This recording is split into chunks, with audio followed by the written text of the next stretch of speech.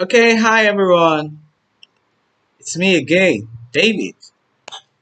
It's pretending at Bellwether, and I'm just gonna be a travel advisor. Okay, I'm gonna have a short talk with you today.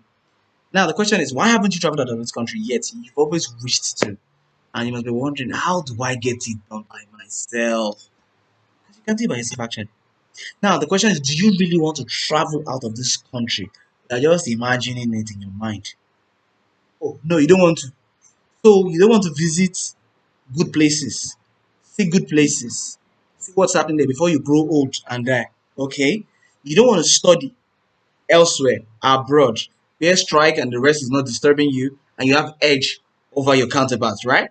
Oh, okay. You don't want to work under better condition and better. And even hard currency. You know what Naira is saying now? No wahala. Okay. You don't feel like having your wife giving birth there, giving your children the kind of future you would wish they have another passport. They can move around. Oh, you don't want. Okay. Anyways, maybe you are saying I don't have money, nobody to invite me. I've not been anywhere at all.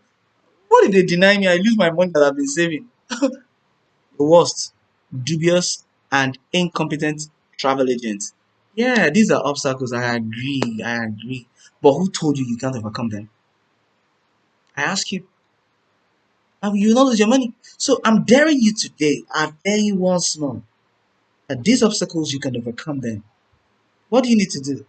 Okay, in my next video, I'm gonna post things you need. Follow me on social media platform.